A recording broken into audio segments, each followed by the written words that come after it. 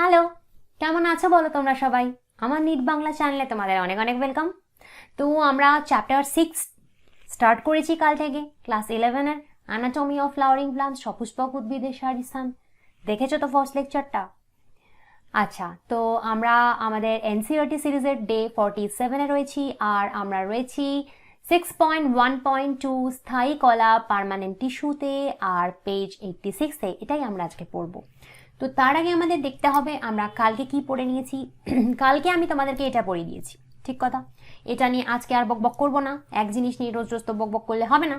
তো আমি এটা এই কারণে দেখাচ্ছি যাতে তুমি একবার কুইক রিভাইজ করে নিতে পারো, আর যাতে তুমি এই ভিডিওটা যদি এখনো দেখে না থাকো চটপট গিয়ে আগেটা দেখে নিতে পারো।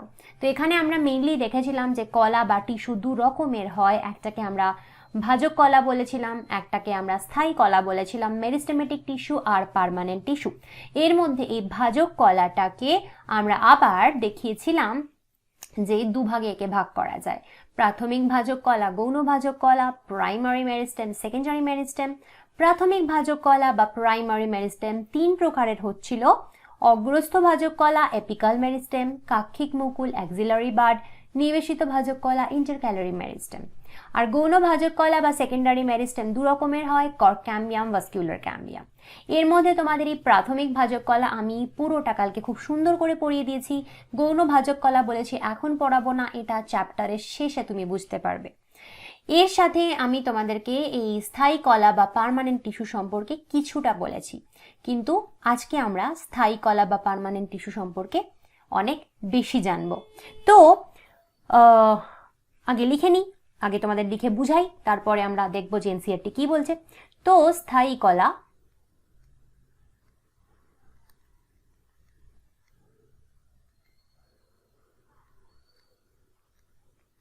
যাকে আমরা ইংরেজিতে বলছি পার্মানেন্ট টিস্যু, একে আমরা ম্যাচিওর টিস্যুও বলতে পারি, ঠিক আছে? ম্যাচিওর বা পরিণত টিস্যু, এটা দুটোই তুমি বলতে পারো। তো এই স্থায়ী কলা দু রকমের হয়, সেটা আগে আমি তোমাদের দেখাবো।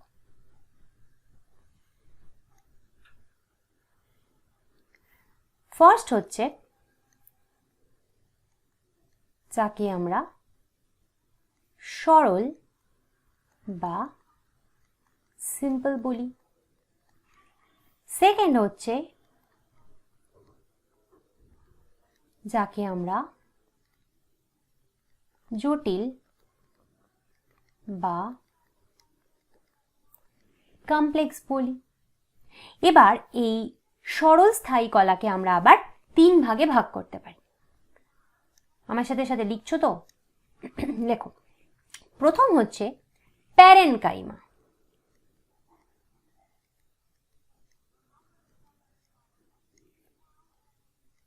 তারপরে হচ্ছে কোলেনকাইমা,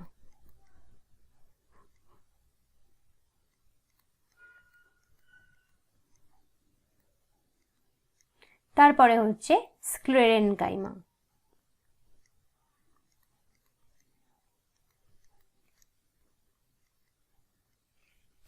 এই প্যারেনকাইমা, কোলেনকাইমা, স্ক্লেরেনকাইমার কিন্তু কোনো বাংলা হয় না। এগুলোকে তোমার বাংলাতেও প্যারেনকাইমা, কোলেনকাইমা, স্ক্লেরেনকাইমাই বলতে হবে, না তো এক্ষুনি দু চারজন আছো তোমরা চেঁচামেচি শুরু করবে বাংলা বাংলা বাংলা, এর কিন্তু বাংলা হয় না আর কিছু, ঠিক আছে? এবার আমরা দেখব জটিল বা কমপ্লেক্স টিস্যুকে করকম ভাবে ভাগ করতে পারি। আমরা দু রকম ভাবে ভাগ করতে পারি। একটা হচ্ছে জাইলেম, একটা হচ্ছে ফ্লোয়েম। জাইলেম ফ্লোয়েমেরও কিন্তু কিছু বাংলা বাংলা বাংলা হয় না, বোঝা গেল? এবার এর মধ্যে আমরা এই সরল বা সিম্পল স্থায়ী কলা বা পার্মানেন্ট টিস্যু নিয়ে আজকে পড়ব। জটিলটা আমরা আজকে পড়বো না, এটা আমরা পরের দিন পড়বো, বোঝা গেছে? তো প্রথম কথা হচ্ছে এই পার্মানেন্ট টিস্যু, যেটাকে আমরা স্থায়ী কলা বলছি বা তুমি পরিণত কলা বলছো, যেটাকে বাংলায় পরিণত কলাও লিখে দিই।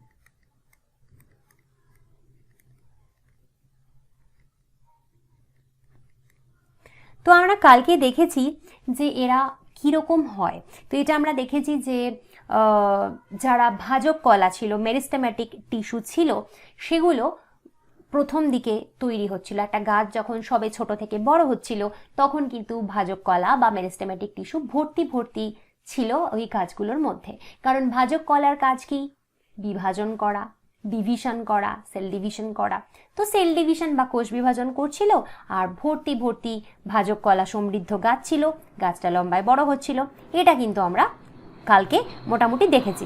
এবার আমরা এটা দেখেছি যে এটা তোমাদের কালকে আমি একটু কিছুটা বলেছিলাম যে ধরো একটা গাছ যখন প্রথমে এরকম ছোট ছিল, তারপরে ধরো ও গাছটা এরকম লম্বা হলো, অনেক বড় হলো। তো ভাজক কলা এই ছোট গাছটায় যতটুকু ছিল, এই বড় গাছটায় ধরো কিছুটা এখন ভাজক কলা রইলো। মানে ধরো সাপোজ আমার এই গাছটার এই অগ্র পার্টে, যেটাকে আমরা বিটপের অগ্র অংশ বলছি, বিটপের অগ্রভাগ, তো এখানে তোমার কিছু ভাজক কলা ছিল, সেটা অনেক অনেক কোষ বিভাজন করে করে করে করে এই লম্বা গাছ হয়ে গেল।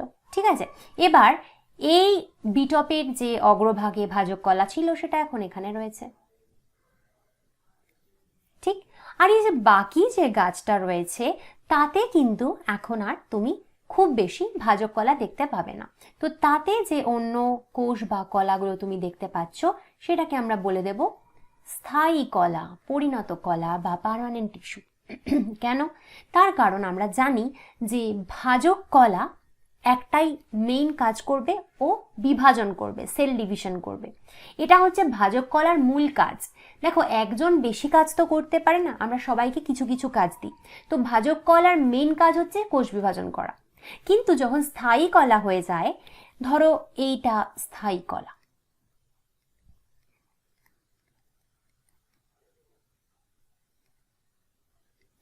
এরা কিন্তু কোষ বিভাজন আর করতে পারবে না।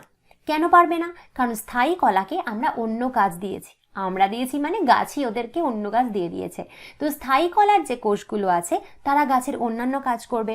গাছের তো প্রচুর কাজ, যেমন কেউ সালোক সংশ্লেষ করছে, কেউ গাছকে দৃঢ় হয়ে দাঁড়াতে সাহায্য করছে, কেউ মাটি থেকে জল সংগ্রহ করছে, খনিজ লবণ সংগ্রহ করছে, কেউ পাতায় যে খাদ্য উৎপন্ন হচ্ছে সেটাকে গাছের মধ্য দিয়ে পরিবহন করছে, কেউ ফুল তৈরি করছে, ফল তৈরি করছে, অনেক কাজ আছে। শুধু কোষ বিভাজন করলেই তো হবে না।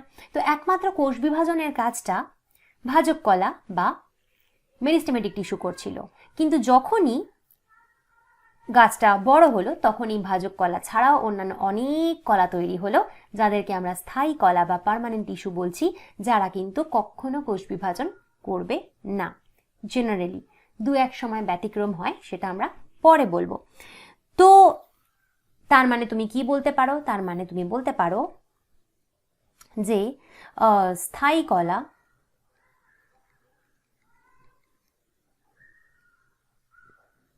কোষ বিভাজনের ক্ষমতা হারিয়ে ফেলে, তাই তো?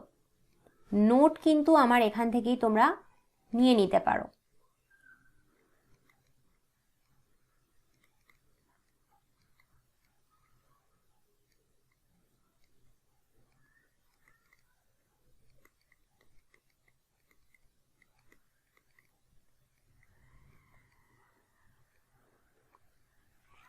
ঠিক আছে, আর স্থায়ী কলার কোষগুলো কি হয়? স্থায়ী কলার কোষগুলো গঠনগত ও কার্যগতভাবে বিশেষিত হয়।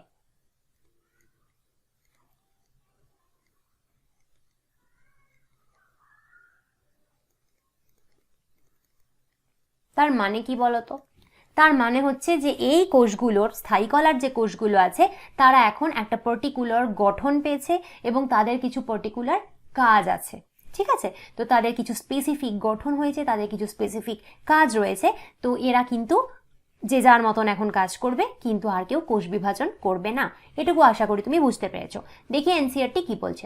তো এনসিইআরটি বলছে যে পার্মানেন্ট টিস্যু সম্পর্কে দেখো, ডু নট ডিভাইড ফার্দার, যেটা তোমাকে আমি বললাম, বিভাজিত হয় না। ঠিক, আর কি বলেছে? ওদের যে সেলগুলো রয়েছে তারা similar in structure and function যদি হয় তাদেরকে সিম্পল টিস্যু বলে, আর যদি ডিফারেন্ট টাইপস অফ সেল দিয়ে টিস্যু তৈরি হয় তাকে আমরা কমপ্লেক্স টিস্যু বলি। সব যে কোষ দিয়ে স্থায়ী কলা তৈরি সেগুলো যদি গঠনগত ও কার্যগতভাবে এক হয় তাকে আমরা সরল স্থায়ী কলা বলি। আর যদি বহু কোষের সমন্বয়ে গঠিত হয় তাকে আমরা জটিল স্থায়ী কলা বলি। এসবের মানে কি? এসবের মানে হচ্ছে এই যে দুটো ভাগে আমরা স্থায়ী কলাকে ভাগ করেছি, সরল আর জটিল, সেটাই বলেছে। দেখো, সরল স্থায়ী কলা মানে হচ্ছে, তুমি তো এটুকু জেনে গেছো এখন, আমি তো তোমাদের আগের দিনের লেকচারে পড়িয়ে দিয়েছি যে বেশ কিছু কোষ নিয়ে একটা কলা তৈরি হয়, বেশ কিছু সেল নিয়ে একটা টিস্যু তৈরি হয়, সেটা আমরা জানি। তো এই যে কোষগুলো নিয়ে টিস্যুটা তৈরি হচ্ছে সেটা যদি একই রকমের কোষ হয়, একই রকমের কোষ, আর তাদের একটাই কাজ, তখন তুমি তাকে বলতে পারো সরল স্থায়ী কলা। লিখে দিই, কি লিখতে পারি তাহলে? একই ধরনের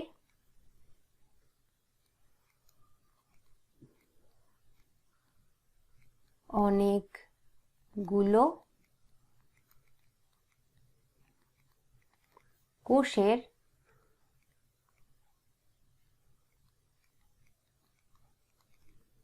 সমন্বয়ে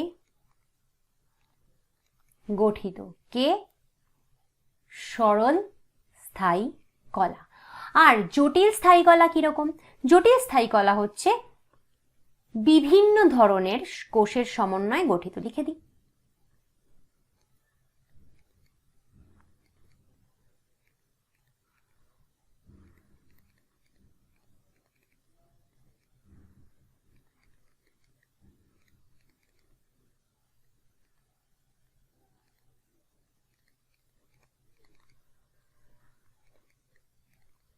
মানে কি?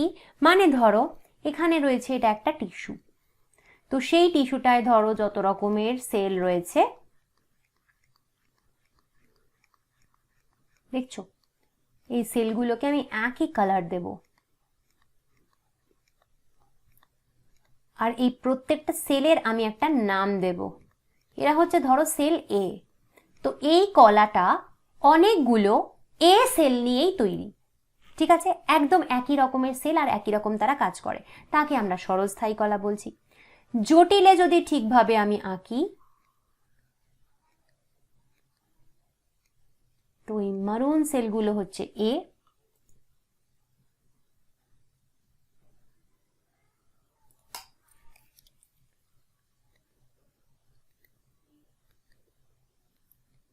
ব্লু সেলগুলো হচ্ছে বি,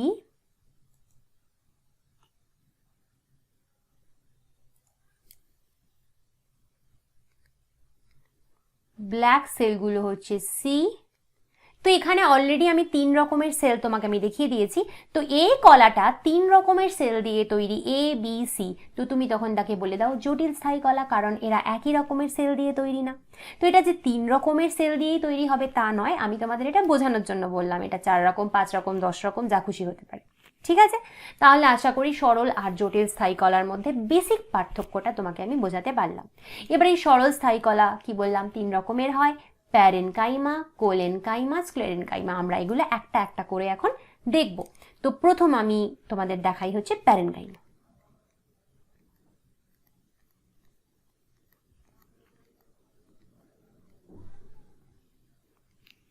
প্যারেনকাইমার সেলগুলো কিরকম হয়? প্রথম কথা, একটা গাছের ম্যাক্সিমাম পার্ট তুমি দেখতে পাও প্যারেনকাইমা টিস্যু। একটা গাছের সব থেকে বেশি প্যারেনকাইমা টিস্যুই পাওয়া যায়। এবার দেখো, প্যারেনকাইমা এক রকমের সিম্পল টিস্যু, এক্ষুনি বললাম এখানে প্যারেনকাইমা একটা সরল কলা। তো এই প্যারেনকাইমা টিস্যুতে কি সেল থাকবে? প্যারেনকাইমা সেলই থাকবে। কারা এটা বুঝতে পারোনি বলো?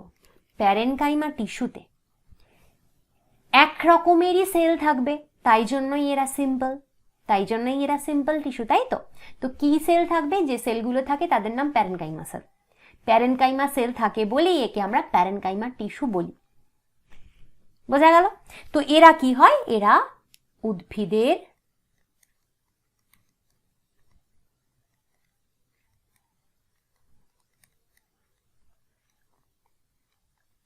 প্রধান অংশ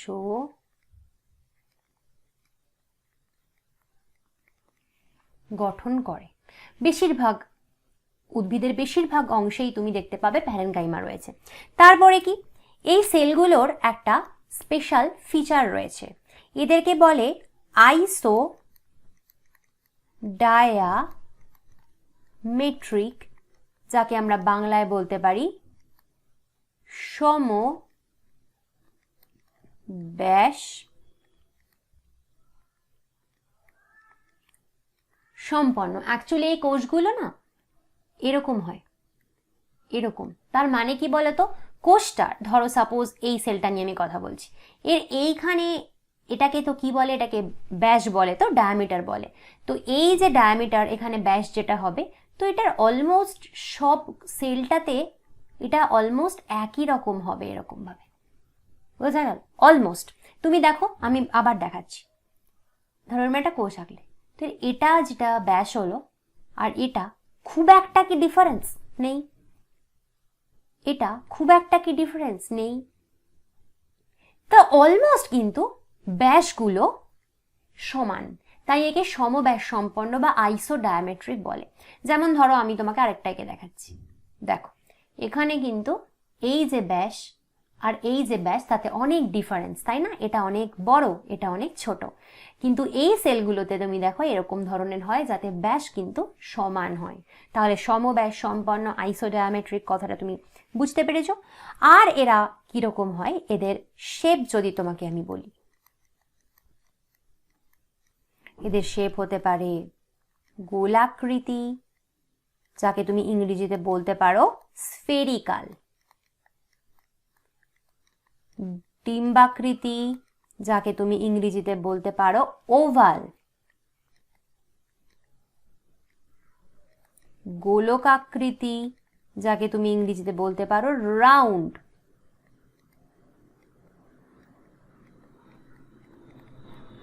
বহুভুজাকৃতি, যাকে তুমি ইংরেজিতে বলতে পারো পলিগনাল, লম্বাটে, যাকে তুমি ইংরেজিতে বলতে পারো ইলংগেটেড। এই এত রকমের কিন্তু শেপ তুমি দেখতে পাবে এই প্যারেনকাইমা সেলের। এছাড়া এদের কি হয়, এদের কোষ প্রাচীর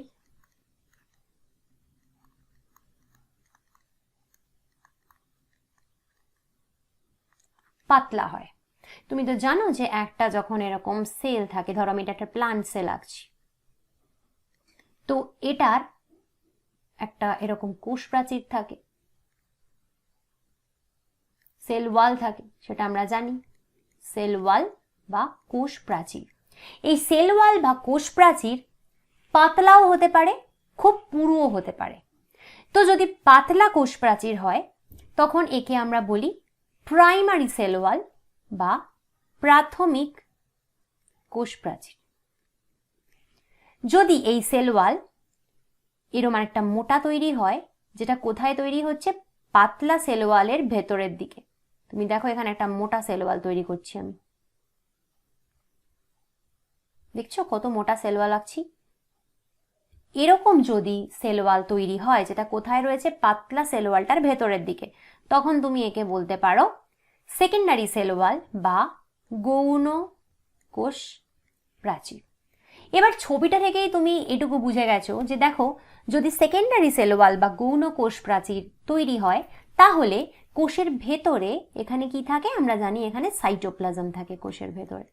তো এই সাইটোপ্লাজমটা কিন্তু বেশিরভাগই ঢাকা পড়ে যাচ্ছে এই গৌণ কোষ প্রাচীর বা সেকেন্ডারি সেল ওয়াল হওয়ার ফলে। ঠিক সেই ঘটনাটাই গাছে হয়। এবার যদি সাইটোপ্লাজমই ঢাকা পড়ে যায়, তাহলে কোষ তার কাজগুলো কি করে করবে? কারণ তুমি তো জানো যে কোষ বেশিরভাগ কাজই করে সাইটোপ্লাজমে, তাই না? নিউক্লিয়াস আর সাইটোপ্লাজমে। তো সাইটোপ্লাজম তুমি ঢেকে দিচ্ছ কোষ প্রাচীর দিয়ে। তার জন্য যখনই কিন্তু গৌণ কোষ প্রাচীর বা সেকেন্ডারি সেল ওয়াল তৈরি হতে থাকে, তখন কোষটা মারা যেতে থাকে। বুঝতে পারলে? মৃত্যু হয়। গৌণ কোষ প্রাচীর থাকলে কোষের কিন্তু মৃত্যু হয়। কেন?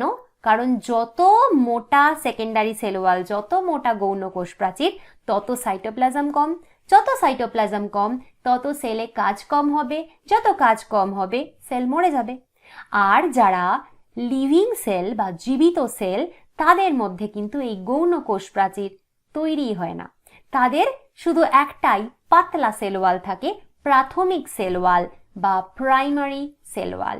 আর প্রাইমারি সেল ওয়াল সব সময় কি দিয়ে তৈরি হয় জানো? সেলুলোজ দিয়ে তৈরি হয়। সেলুলোজ হচ্ছে এক রকমের কার্বোহাইড্রেট। বোঝা গেল? এই কনসেপ্টটা ক্লিয়ার করার খুব দরকার গাছের, যদি তুমি টিস্যু বুঝতে চাও তবে। কারণ এখানে তুমি কথায় কথায় অনেক জায়গাতেই primary cell wall, secondary cell wall, প্রাথমিক কোষ প্রাচীর, গৌণ কোষ প্রাচীর কথাগুলো পাবে। তো তুমি যদি বুঝে যাও যে কোন কোষ প্রাচীর কি করছে, তাহলে তুমি নিজেই বুঝে যাবে কোন কোষ মৃত, কোন কোষ জীবিত, কোষ প্রাচীরে কি থাকে, তাই না? নয়তো তোমাকে মুখস্থ করতে হবে প্যারেনকাইমা কি হয়, লিভিং হয়, জীবিত হয়, দুলে দুলে মুখস্থ করবে, তাহলে তো তোমার কনসেপ্টটা ক্লিয়ার হবে না। কনসেপ্ট ক্লিয়ার না করলে তুমি তো জানো নিটে পাওয়ার চান্স গোল্লা। তাহলে কনসেপ্ট শিখতে হবে। তাহলে এটুকু বুঝতে পারলে কিনা আমায় বলো, চট করে একবার কুইক রিভাইজ করে দিই। বারবার বলছি কারণ এটা খুব ইম্পর্টেন্ট।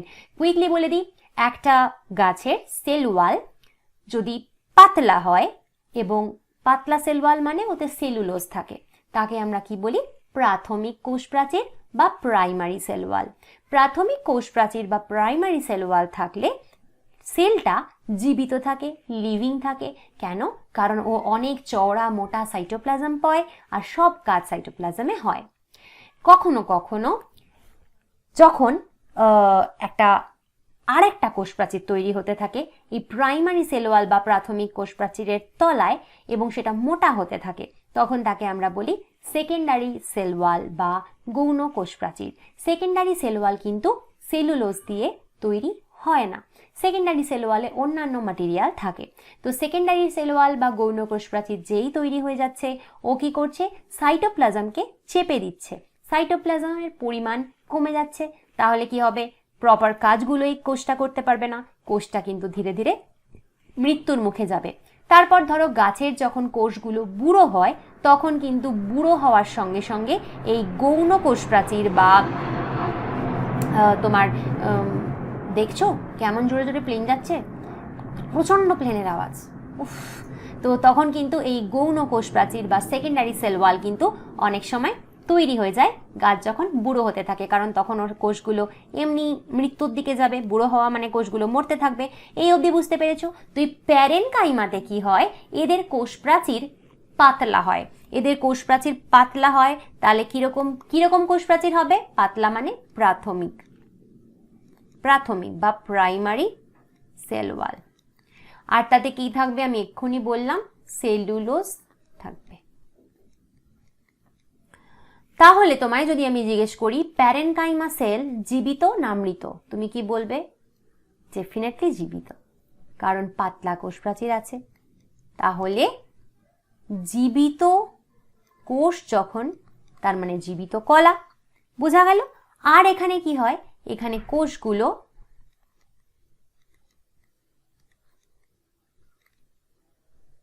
ঘন সন্নিবিষ্ট বা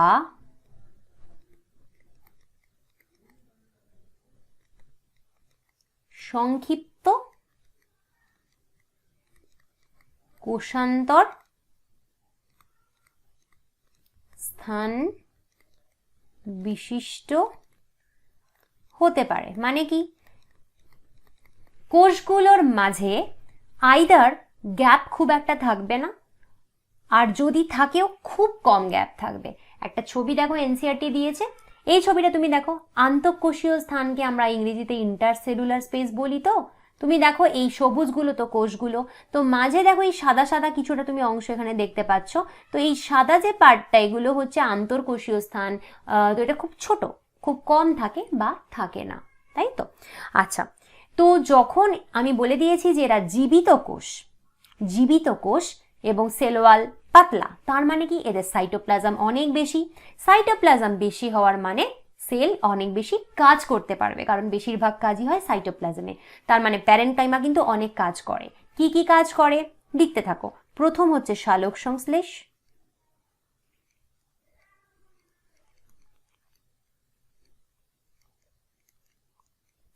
তারপর হচ্ছে সঞ্চয়, তারপর হচ্ছে ক্ষরণ, ফটোসিনথেসিস, তারপরে হচ্ছে সঞ্চয় মানে কিছু প্রিজার্ভ করে রাখতে পারে, আর হচ্ছে ক্ষরণ মানে কিছু সিক্রেট করে, ঠিক আছে। তো স্টোর করতে পারে, প্রিজার্ভের থেকেও বেটার ভালো, মানে বেটার বলা ভালো যে স্টোর করে রাখতে পারে, কিছু জিনিস ওরা স্টোর করে রাখতে পারে, কিছু ক্ষরণ করতে পারে, আবার সালোক সংশ্লেষে সাহায্য করে, কারণ প্যারেনকাইমা কিন্তু অনেক রকমের কাজ করে থাকে যেহেতু ওর কোষ প্রাচীর পাতলা আর সাইটোপ্লাজম বেশি। তো দেখি আমরা একটু এনসিআরটি কি বলছে। তো এনসিআরটি বলছে parenchyma forms the major component, major আগেই বলেছি গাছের মেজর কম্পোনেন্ট, প্যারেনকাইমা কলা অঙ্গসমূহের প্রধান অংশ গঠন করে। তারপর বলছে যে আইসোডায়ামেট্রিক, তোমাদের আমি বলে দিয়েছি সমব্যাস সম্পন্ন হয়, স্ফেরিক্যাল হয়, ওভাল হয়, রাউন্ড হয়, পলিগোনাল হয়, ইলংগেটেড হয় ইন শেপ। এরা গোলকাকৃতি, ডিম্বাকৃতি, গোলাকৃতি, বহুভুজাকৃতি, লম্বাটে হতে পারে। Their walls are thin and made up of cellulose, এদের কোষগুলোর কোষ প্রাচীর পাতলা এবং সেলুলোজ নির্মিত, সেটা বলে দিলাম। Closely packed or have smaller intercellular space, either কোষগুলো ঘন সন্নিবিষ্ট হতে থাকবে অথবা সংক্ষিপ্ত কোষান্তর স্থান বিশিষ্ট হতে পারে। ফাংশন কি? Photosynthesis, storage, secretion.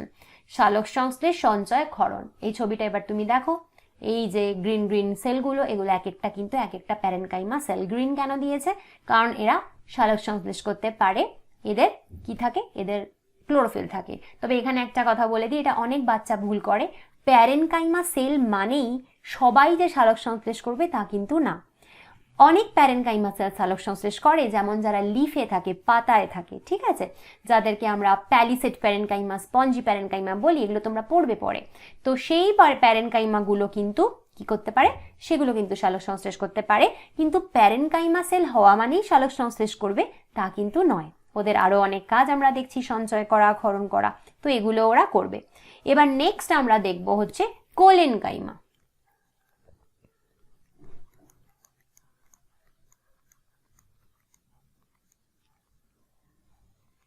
কোলেনকাইমা আরেক রকমের টিস্যু, তো সেই টিস্যুটাও সিম্পল টিস্যুর মধ্যেই পড়ছে, তো তাদেরকে আমি কি নাম দেব? Collenchyma cell. কোলেনকাইমা সেল অনেক অনেক কোলেনকাইমা সেল নিয়ে তৈরি কোলেনকাইমা টিস্যু, কারণ সিম্পল টিস্যু তার মানে একই রকমের সেল। কি সেল? Collenchyma cell. অনেক রকমের কোলেনকাইমা, অনেকগুলো কোলেনকাইমা সেলস নিয়ে কোলেনকাইমা টিস্যু তৈরি হয়। তো এরা কিরকম হয় দেখো, এরাও জীবিত। জীবিত হওয়া মানেই কিন্তু আমরা জানি কি হবে? সেকেন্ডারি সেল ওয়াল বা গৌণ কোষ প্রাচীর এতে উপস্থিত হবে না। এদের শেপ কিরম হবে? এদের শেপ হবে গোলাকৃতি, যাকে আমরা বলি স্ফেরিক্যাল, ডিম্বাকৃতি, যাকে আমরা বলি ওভাল, বহুভুজাকৃতি, যাকে আমরা বলি পলিগোনাল। এইরকম নানা রকমের শেপ কিন্তু হতে পারে। এবার এদের কি হয়, তুমি একটা মজা দেখো, এই কোষটার ছবি দেখো, এখানে একটা ছবি রয়েছে, তো তুমি দেখছো যে এই রেড রেড কালারের কিছু একটা এখানে দেখা যাচ্ছে না? এই যে এখানে এখানে দেখতে পাচ্ছ রেড রেড কিছু দেখতে পাচ্ছ কর্নারগুলোতে, প্রত্যেকটা কোণ বা কর্নারে কিছু রেড রেড দেখতে পাচ্ছি। তো এগুলো কি? এগুলো হচ্ছে এখানে সেলুলোজ, হেমিসেলুলোজ এবং নানা রকম তোমার কার্বোহাইড্রেট, যেমন পেকটিন। তো সেলুলোজ, হেমিসেলুলোজ, পেকটিন এগুলো সব কি? এগুলো বিভিন্ন রকমের কার্বোহাইড্রেট। তো এরা কি হচ্ছে, এই ধরনের ম্যাটেরিয়ালগুলো এই কোনায় কোনায় কি হচ্ছে? সঞ্চিত হচ্ছে, হয়ে এদের কোষ প্রাচীরের এই কোনাটা দৃঢ় হয়। আচ্ছা, এখানে কেন এই কাজটা এরা করেছে বা কেন এটা হয়েছে, সেটা কিন্তু একটা খুব ভালো সিগনিফিকেন্স আছে এটা হওয়ার। দেখো, সেটা বলার জন্য একটু অপেক্ষা করো, আমি আগে অন্য পয়েন্টগুলো বলি, তারপরে ওটা বলছি। আর এদের কি হবে? এদেরও ক্লোরোপ্লাস্ট থাকতে পারে, সবার থাকে না, তবে অনেকেরই কিন্তু ক্লোরোপ্লাস্ট থাকে। তাহলে ক্লোরোপ্লাস্ট উপস্থিত, ঠিক আছে। কোষান্তর স্থান বা ইন্টারসেলুলার স্পেস বিহীন।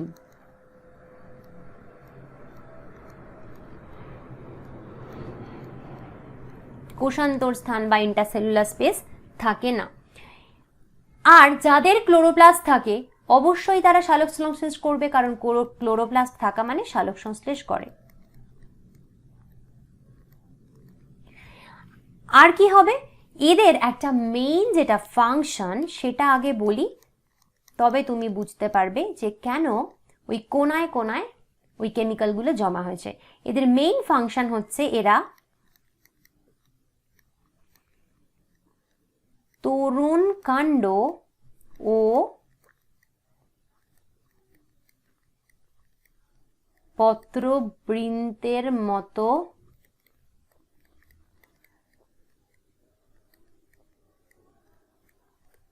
উদ্ভিদের বর্ধনশীল অঙ্গগুলোকে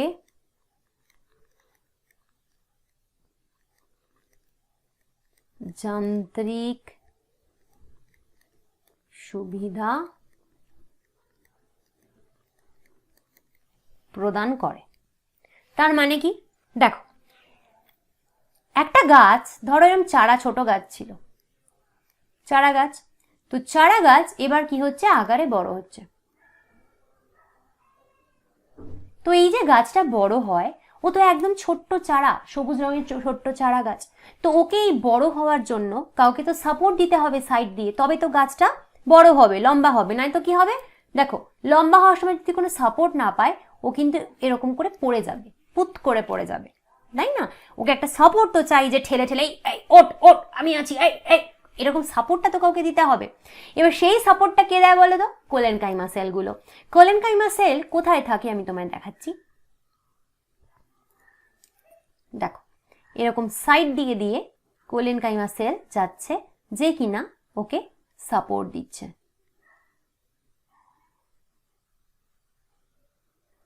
দেখছো কিভাবে আমি আঁকছি? তো এই পাশ থেকে কোলেনকাইমা সেলের মেইন কাজ হচ্ছে একে সাপোর্ট দেওয়া, সাপোর্ট দিয়ে ওকে ওপরে ঠেলে ঠেলে তোলা,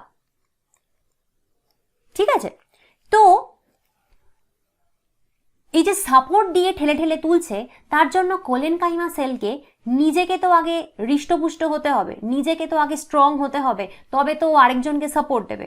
তো এই স্ট্রং হওয়ার জন্য কি করতে হবে, যদি সেকেন্ডারি সেল ওয়াল বা গৌণ কোষ প্রাচীর তৈরি হয় তবে কিন্তু স্ট্রং হওয়ার চান্স খুব বেশি, কারণ আমরা এখানে দেখেছি যে এই গৌণ কোষ প্রাচীর বা সেকেন্ডারি সেল ওয়াল কি করে, এটা অনেক পুরু এবং শক্ত হয়, যেটা কিন্তু সেলকে স্ট্রেংথ দেয়, তাই না? কারণ প্রাইমারি সেল ওয়াল কি হয়, পাতলা হয়, তো পাতলা সেল ওয়াল আর কি স্ট্রেন্থ দেবে, কিন্তু যখনই গৌণ কোষপ্রাচীর তৈরি হচ্ছে ও কিন্তু সেলকে অনেক বেশি স্ট্রেন্থ দেয়। তাহলে যদি সেকেন্ডারি সেল ওয়াল তৈরি হয়ে যেত তাহলে কিন্তু কোলেনকাইমা সেল আরো ভালো সাপোর্ট দিতে পারত, কিন্তু কোলেনকাইমা সেল জীবিত সেল এবং এতে সেকেন্ডারি সেল ওয়াল নেই। যদি এটা সেকেন্ডারি সেল ওয়াল তৈরি করতো তাহলে ও কি হতো, ও কি জীবিত থাকতে পারতো? ও মৃত হয়ে যেত, ঠিক তো? মৃত হয়ে যেত। এবার মৃত হলে এটা ঠিক যে ওর প্রচুর ঠেস দেওয়ার ক্ষমতা থাকতো, ও প্রচুর সাপোর্ট দিতে পারতো, ও খুব স্ট্রং হতো, কারণ মৃত মানেই সেকেন্ডারি সেল ওয়াল আছে, সেটা যেমন ঠিক, কিন্তু একটা অসুবিধাও আছে। বলো তো কি অসুবিধা? কোলেনকাইমা সেল এইভাবে যে ওপরে উঠে ওকে সাপোর্ট দিচ্ছে, তো কোলেনকাইমা সেল নিজেকেও তো সাইজটা বাড়াতে হচ্ছে এরকম করে, তাই না? কারণ চারা গাছ ক্রমশ লম্বা হচ্ছে, তো কোলেনকাইমা সেলকেও তো পাশ থেকে থেকে কি করতে হচ্ছে, সেল ডিভিশন হতে পারে না, এক্ষেত্রে সেল ডিভিশন হয় না, আমরা দেখেছি পার্মানেন্ট টিস্যুর সেল ডিভিশন হয় না, কিন্তু ডিভিশন না হলে কি আছে, সেলটা লম্বায় তো বড় হতে পারে, তাই না? তো কোলেনকাইমা সেল কিন্তু আকার আকৃতিতে বড় হচ্ছে এই চারা গাছটাকে সাপোর্ট দেওয়ার সাথে সাথে, বোঝা গেল? তাহলে যদি একটা মৃত সেল হতো তাহলে কি ওর আকার আকৃতিতেও বড় হতে পারতো? মৃত সেল কি লম্বায় বাড়তে পারে? লম্বায় বাড়তে পারতো না। তাহলে যদি বা ও শক্তপোক্ত হতো, কিন্তু লম্বায় বাড়তে না পারলে ও কি করে এই চারা গাছটার সাথে সাথে উপরে উঠতো, কি করে ও তাকে সাপোর্ট দিত, তাই না? তার জন্য কিন্তু কোলেনকাইমা সেলকে জীবিত হতে হবে। এবার দেখো, জীবিত হলে আমরা জানি প্রাইমারি সেল ওয়াল থাকে সেলুলোজ দিয়ে তৈরি, যেটা পাতলা হয়, তাহলে লম্বা তো হবে কোলেনকাইমা সেল, কিন্তু স্ট্রেংথ কোথায় পাবে? এই স্ট্রেংথটা দেওয়ার জন্যই এইভাবে কর্নারগুলোতে কিছু জমা হয়। কি জমা হয়? সেলুলোজ, হেমিসেলুলোজ, পেকটিন, এই ধরনের কিছু কেমিক্যাল জমা হয়। এগুলো কিছু কার্বোহাইড্রেট। এগুলো জমা হওয়ার পরে দেখো কি লিখেছে? স্থূলীকৃত কোণসমূহ। এই কোণগুলো স্থূলীকৃত হয়ে যায়। তার ফলে কিন্তু এই সেলটা বেশ কিছুটা শক্তপোক্ত হয়। প্যারেনকাইমার থেকে কিন্তু অনেক বেশি শক্তপোক্ত স্ট্রেংথ আছে কোলেনকাইমা সেলে। তার ফলে ও এক ঢিলে দুই কাজ করলো। না তো ও মরে গেল, মরে যেতে গেলে তো ওকে সেকেন্ডারি সেল ওয়াল তৈরি করতে হতো, সেকেন্ডারি সেল ওয়ালও তৈরি করেনি, গৌণ কোষপ্রাচীরও কোনোভাবেই তৈরি করেনি। চালাক আছে, শুধু প্রাথমিক কোষপ্রাচীর রয়েছে, কিন্তু আবার স্ট্রং হওয়ার জন্য এই কোণগুলোতে স্থূলীকৃত করলো। তার ফলে ও স্ট্রং হলো, তার ফলে কিন্তু সুন্দরভাবে গাছকে লম্বায় বাড়াতে পারবে। এছাড়াও আরেকটা কাজও করে, সেটা হচ্ছে যে ও, আমি যেখানে লিখেছি যে তরুণ কাণ্ড ও পত্রবৃন্তের মতো উদ্ভিদের বর্ধনশীল অঙ্গকে যান্ত্রিক সুবিধা প্রদান করে। দেখো তরুণ কাণ্ডে যা দেখেছো পত্রবৃন্তও তাই হবে। পত্রবৃন্ত কিরম হয়? এরকম হয়, এখানে পাতা থাকে। তো এই যে পত্রবৃন্তটা আমি তোমাকে দেখালাম, তো এই পত্রবৃন্তটাকেও কিন্তু যাতে পত্রটা ল্যাটপ্যাট না করে, পত্রটা পড়ে না যায়, তার জন্য এই সাইড দিয়ে দিয়ে দিয়ে দিয়ে দিয়ে এখান দিয়ে দেখছো, এখান দিয়ে কিন্তু কোলেনকাইমা টিস্যুটা যায়। বোঝা গেল? তো এই ধরনের কাজ কিন্তু কোলেনকাইমা করে, ছোট গাছকে, ছোট পত্রবৃন্তকে সাপোর্ট দেওয়ার কাজও করে। তাহলে আমরা দেখে নিই এনসিআরটি কি বলছে। এনসিআরটি বলেছে কোলেনকাইমা কোথায় থাকে? বিলো দা এপিডার্মাস, বহিঃত্বকের নিচের কয়েকটি স্তরে অবস্থান করে। এটা তোমরা এখন মানেটা বুঝবে না, এটা আমরা পরে বুঝবো, ঠিক আছে? আপাতত এটা বোঝো যে cells are much thickened at the corners due to a deposition of cellulose, hemicellulose, pectin. এই কলা এমন কোষসমূহের সমন্বয়ে গঠিত যাদের কোষ প্রাচীরের কোষগুলো সেলুলোজ, হেমিসেলুলোজ, পেকটিন সঞ্চিত হওয়ার ফলে বেশ স্থূল হয়। শেপ হয় ওভাল, স্ফেরিক্যাল, পলিগোনাল, ডিম্বাকৃতি, গোলাকৃতি, বহুভুজাকৃতি।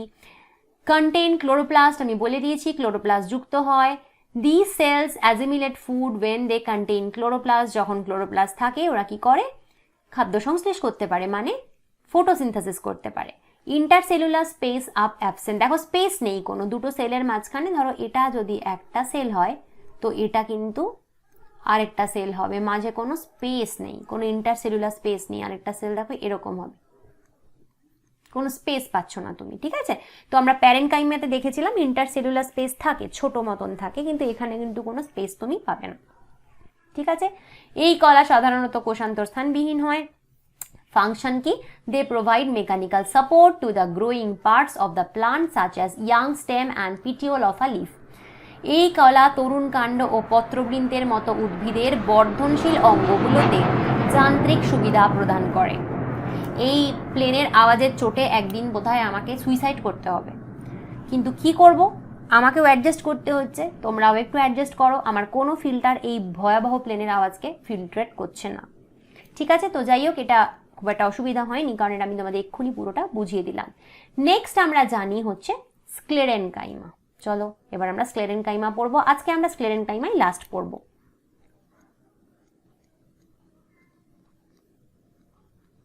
স্ক্লেরেনকাইমা টিস্যু আরেক রকমের সিম্পল টিস্যু। তার মানে কি? এতে একই রকমের সেল থাকবে। কি সেল থাকবে? Sclerenchyma cell. তাহলে স্ক্লেরেনকাইমা টিস্যুতে কি সেল থাকে? স্ক্লেরেনকাইমা সেলস থাকে। এরা কিরম হয়?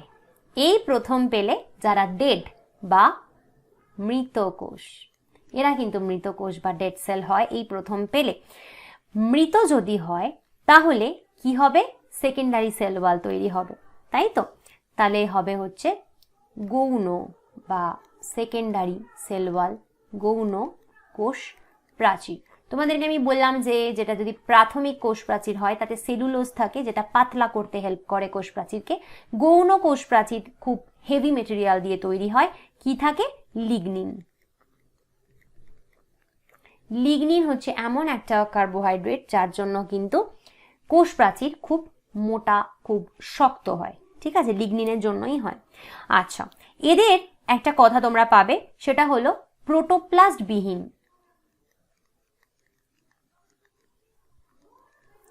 প্রোটোপ্লাস্ট বিহীন, এই কথাটার মানে কি জানো? প্রথম কথা হচ্ছে অনেকে তোমরা বোঝো না প্রোটোপ্লাস্ট কাকে বলে। ধরো এটা আমি একটা প্লান্ট সেল আঁকলাম। তো একদম বাইরের যেটা দেখছো এটা কি, এটা হচ্ছে সেল ওয়াল বা কোষ প্রাচীর। তার ভেতরে কে থাকে, এখানে সেল মেমব্রেন থাকে, তাই না? কোষ প্রাচীরের ভেতরে সেল মেমব্রেন থাকে।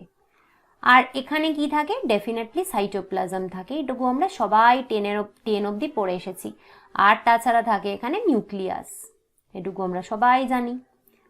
তো তাছাড়া সাইটোপ্লাজমে বাদবাকি বিভিন্ন অঙ্গাণুগুলো থাকে, কোষ অঙ্গাণু, ওগুলো নিয়ে আমরা এখন মাথা ঘামাবো না। এই যে পুরো স্ট্রাকচারটা আঁকলাম, এর থেকে তুমি যদি সেল ওয়ালটাকে মাইনাস করে দাও তাহলে কি পড়ে থাকলো? সেল ওয়াল মাইনাস করে দিলে সেল মেমব্রেন থেকে বাকি পুরো পার্টটা পড়ে থাকলো, তাকেই আমরা বলি প্রোটোপ্লাস্ট। বোঝা গেল? তাহলে প্রোটোপ্লাস্ট জিনিসটা কি খুব কঠিন বোঝা? তাহলে প্রোটোপ্লাস্ট আমি তোমাদেরকে লিখে দেখাই, cell minus cell wall. Easily বোঝা গেল? গোটা সেলটা, তার থেকে সেল ওয়ালটা মাইনাস করে দাও, মানে সেল ওয়াল নেই, বাকি পুরোটা রয়েছে, তাকে আমরা প্লান্ট সেলের ক্ষেত্রে প্রোটোপ্লাস্ট কথাটা বলি। তো এদের বলছে প্রোটোপ্লাস্ট নেই, এদের প্রোটোপ্লাস্ট থাকবে কি করে? এই সেলে তো সেকেন্ডারি সেল ওয়াল মোটা হয়ে এই পুরো যে দেখছো না, এই পুরোটাই সেকেন্ডারি সেল ওয়াল হয়ে গেছে, জানো? সেকেন্ডারি সেল ওয়াল এতটাই মোটা হয়ে যায়, তাই জন্য বলেছে যে এদের প্রোটোপ্লাস্ট নেই। এবার বুঝতে পারলে? কারণ আমি তোমাকে প্রোটোপ্লাস্ট মানে কি বোঝালাম? প্রোটোপ্লাস্ট মানে সেল ওয়াল ছাড়া বাকি অংশটা। তো এতে তো আমি দেখতে পাচ্ছি শুধু সেল ওয়ালই রয়েছে, আর ভেতরে একটু ছোট্ট সাইটোপ্লাজম পড়ে রয়েছে। তুমি দেখো এই পুরোটাই cell wall, secondary cell wall, এটা সেকেন্ডারি সেল ওয়াল, গৌণ কোষ প্রাচীর, আর ভেতরে এইটুকু পুত করে পড়ে রয়েছে সাইটোপ্লাজম। তার মানে কি? তুমি যদি এখানে সেল ওয়ালটাকে সরিয়ে দাও আর কিছুই পাবে না, তার মানে এদের প্রোটোপ্লাস্ট থাকেই না। এবার বোঝা গেল? আচ্ছা, আরেকটা কথা তোমাদের বলবো, কমেন্ট করে যদি আমায় না বলো যে ম্যাম বুঝতে পারছি, তাহলে কিন্তু আমি আর ভিডিও করব না। কারণ যদি তোমরা কমেন্ট না করো তাহলে আমি কেমন করে বুঝবো যে তোমরা বুঝতে পারছো কিনা?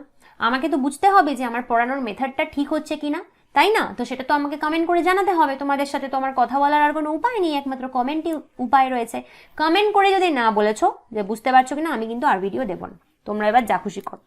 আচ্ছা, তো আমরা এটুকু বুঝলাম। এবার নেক্সট যেটা বলতে হবে যে এটা কোথায় কোথায় থাকে। দেখো, এটা যেহেতু ডেড, তোমরা বুঝে গেছো এতক্ষণে, পুরোটাই এরা মৃত গৌণ কোষ প্রাচীর, একেবারে শক্ত একটা জিনিস। তাহলে এদের কি কাজ হবে? এদের কাজ হবে বিভিন্ন জিনিসকে প্রোটেকশন দেওয়া, আর কোনো কাজ তো এ পারে না, কারণ এর তো সাইটোপ্লাজমই নেই। সাইটোপ্লাজম না থাকলে তুমি জানো এর দ্বারা আর কিছু হবে না। একটাই কাজ করতে পারে, যেহেতু এর অনেক স্ট্রং, অনেক স্ট্রেংথ এর রয়েছে, অনেক সেকেন্ডারি সেল ওয়াল আছে, একটাই কাজ করতে পারে, সবাইকে প্রোটেকশন দিতে পারে। তো কাকে কাকে প্রোটেকশন দেবে চলো আমরা লিখি। প্রথমত তুমি একে পাবে বাদামের প্রাচীরে। বাদাম খেয়েছো? বাদামের যে চোকলা থাকে, ঠিক আছে, সেইখানে তুমি একে দেখতে পাবে। তারপরে তো ওটা তো ডেড টিস্যু না, ওটা আর কিছু থাকে না, জাস্ট সাপোর্ট দেয়। নেক্সট তুমি পাবে হচ্ছে পেয়ারা, নাশপাতি,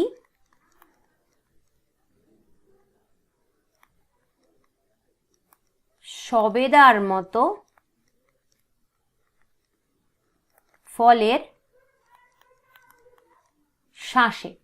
তুমি পেয়ারা, নাশপাতি, সবেদা এই ধরনের ফলের শাঁসে পাবে। তুমি যদি নাশপাতি খাও বা সবেদা খাও, তুমি দেখেছো একটা জিনিস কিচকিচ করে না মুখের মধ্যে, এটা কিচকিচ কিচকিচ ব্যাপার থাকে না? পেয়ারাতেও থাকে, নাশপাতিতেও থাকে, সবেদাতেও থাকে। তুমি জানো সেই জিনিসটাই হচ্ছে স্ক্লেরেনকাইমা, ঠিক আছে? আর কোথায় থাকে? এছাড়া থাকে শিম্বগোত্রীয় উদ্ভিদের বীজত্বকে। শিম্বগোত্রীয় উদ্ভিদের বীজত্বকে। শিম্বগোত্রীয় উদ্ভিদ মানে তুমি জানো, শিম্বগোত্রীয় উদ্ভিদ মানে যত ছোলা, মটর এই ধরনের গাছকে আমরা বলি সোয়াবিন। তো এদের যে বীজ রয়েছে তার ত্বকে তুমি একে পাবে। আর তাছাড়া থাকে চা পাতায়। তো বেসিক্যালি কিছুই না, এটা হচ্ছে দুরকম, মানে তুমি এই সব জায়গাগুলোতে পাবে, যত রকম জায়গায় স্ট্রাকচারালি হেল্প করা যায়, সাপোর্ট দেওয়া যায়, সেসব জায়গায়কে পাওয়া যায়। দেখি কি বলছে এনসিইআরটি। এনসিইআরটি বলছে sclerenchyma long narrow cells with thick and lignified cell walls having a few or numerous pits. They are usually dead and without protoplast, যেটা তোমাকে বললাম। স্থূল লিগনিনযুক্ত কোষ প্রাচীর দিয়ে তৈরি, কারণ ডেট তো, তাহলে স্থূল হবে। আর আমি তোমাদের এক্ষুনি বললাম কোষ প্রাচীর সেকেন্ডারি সেল ওয়ালে কে থাকে, লিগনিন থাকে। সরু কোষ সমূহর লম্বাটে সরু কোষ সমূহের হয় দেখতে এরকম হয়, লম্বা এরকম টাইপের দেখতে হয়, ঠিক আছে। সরি, এই কোষগুলোর কোষ প্রাচীরে কি থাকে, কয়েকটি বা অসংখ্য কূপ থাকে। তুমি দেখো এই কোষটার এখানটা দেখছো ফাঁকা রয়েছে,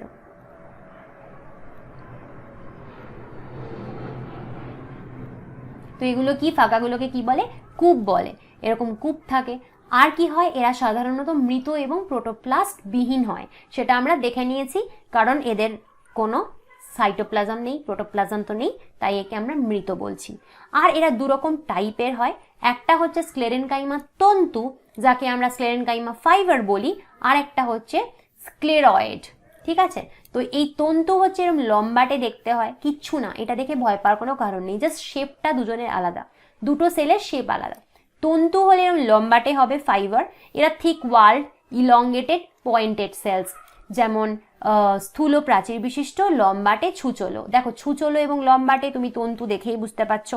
আর এদের স্থূল প্রাচীর বিশিষ্ট, স্থূল প্রাচীর এখানেও হবে, স্ক্লেরাইডও হবে, কারণ স্ক্লেরেনকাইমা মানেই স্থূল প্রাচীর। তো বেসিক্যালি স্ক্লেরাইড আর তন্তুতে একটাই বড় ডিফারেন্স, শেপটা, এটা এরকম লম্বা হয়, এটা এরকম গোল হয়।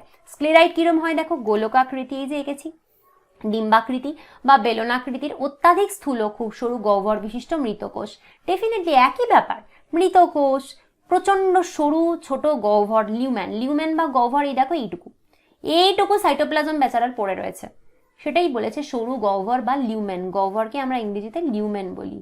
আর কিছুই নেই, এই যে বাকি পুরো পার্টটা তুমি দেখছো না, এগুলো সব সেল ওয়াল, শুধু সেল ওয়ালই সেল ওয়াল, ঠিক আছে। তো scleroids are spherical, oval or cylindrical, highly thickened dead cells with very narrow cavities, lumen. আর এগুলোকে কোথায় পাওয়া যায়, এক্ষুনি বললাম, fruit walls of nut, pulp of fruits like guava, pear, sapota, seed coats of legumes and leaves of tea. Sclerenchyma provides mechanical support to organs. সচরাচর এই কোষগুলো কোথায় পাবে, নাট জাতীয় বাদামের ফলের প্রাচীরে, পেয়ারা, নাশপাতি, সবেদার মতন ফলের শ্বাসে, শিম্বগোত্রীয় উদ্ভিদের বীজটকে, চা পাতায় দেখা যায়। আর এদের মেইন কাজ হচ্ছে যান্ত্রিক সুবিধা প্রদান করা, কারণ এদের দ্বারা আর কিছু হয় না, এদের সাইটোপ্লাজমই নেই, এরা আর কিছুই পারে না। বলো বোঝা গেল কি না, শিগগির কমেন্ট করে জানাও। ভিডিওগুলো ভালো লাগলে লাইক কমেন্ট শেয়ার করতে থাকো। চ্যানেলটা কি এখনো সাবস্ক্রাইব করোনি, তাহলে সাবস্ক্রাইব করে দাও।